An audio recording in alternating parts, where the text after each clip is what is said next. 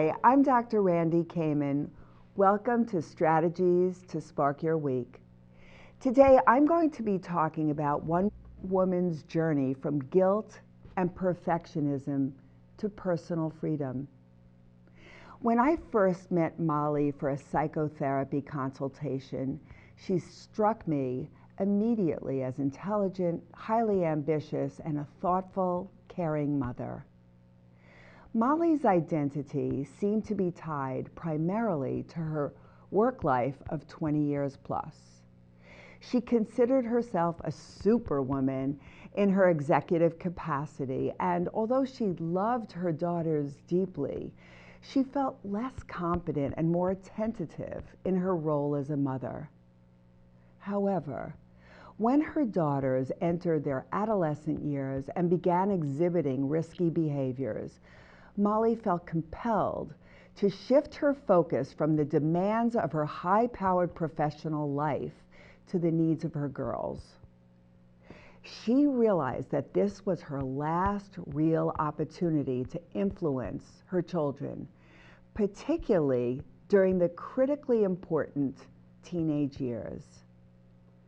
Immediately after Molly discovered vodka bottles and condoms in the trash and suspicious-looking paraphernalia in her 15-year-old's desk, she decided to take an indefinite leave of absence from work and to be at home full-time. This would prove to be a major life adjustment for Molly. I assured her that she had everything she needed to make this important shift, important for her at least at this time.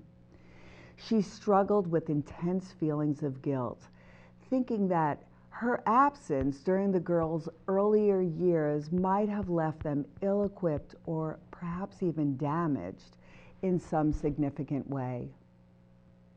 Feelings of guilt and loss are common for mothers, regardless of the path chosen.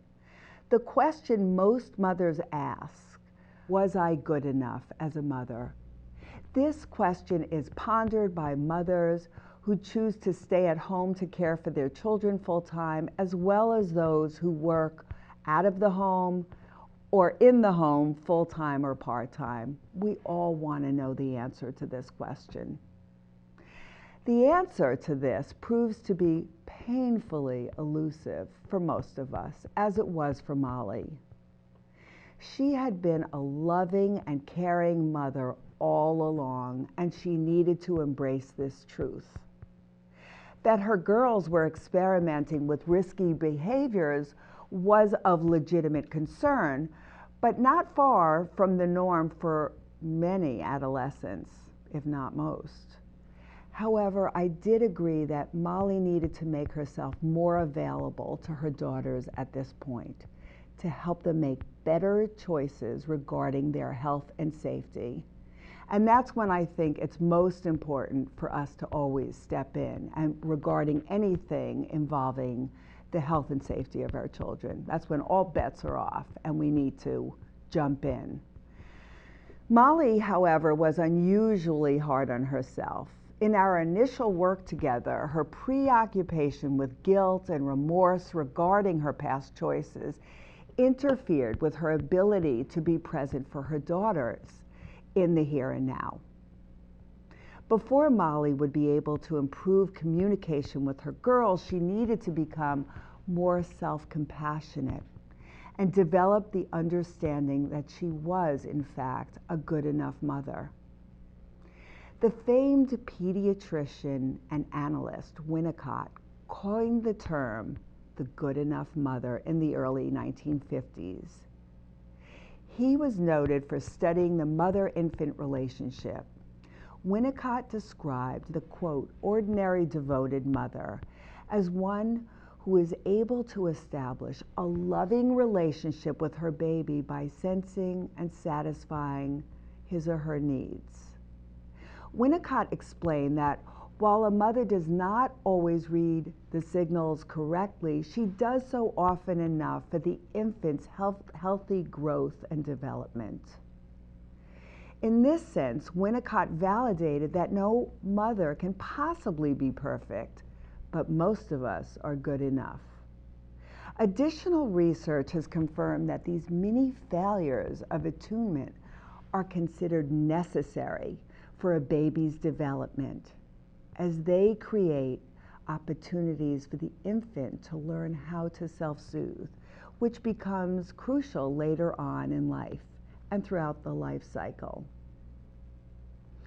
Today, with women's roles expanding and becoming more complex, the struggle to find work-life balance has become a serious challenge.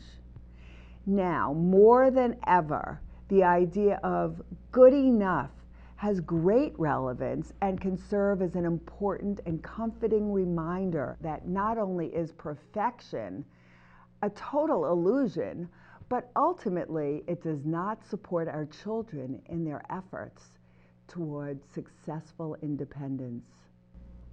Being good enough in the roles we assume as mother, daughter, partner, professional. Sometimes we are required to give more of our energy to one aspect of our lives than another, and then invariably the demands shift, and then we simply have to adjust. Learning to accept our limitations requires self-awareness and, most importantly, the capacity for self-compassion. In turn, when we are kind and accepting of ourselves, we are better poised to offer unconditional love to others. When you look at it closely, you may notice that how you treat yourself is a reflection of how you perceive and treat the other people in your life.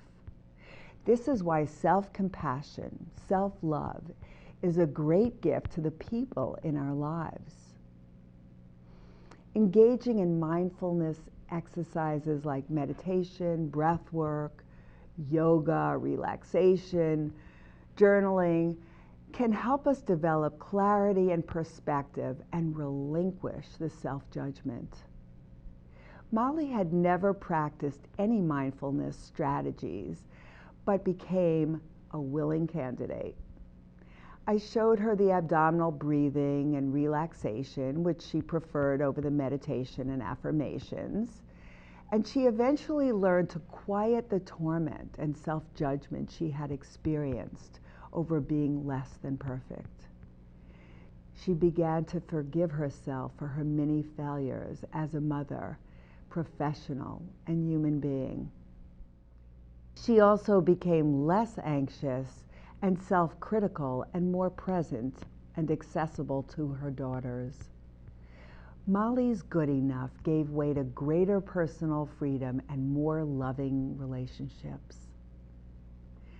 I hope that this talk sparks you into a place of greater personal freedom and happiness. Please let me know if you have any comments. As always, I could be reached at my website, drrandykamen.com.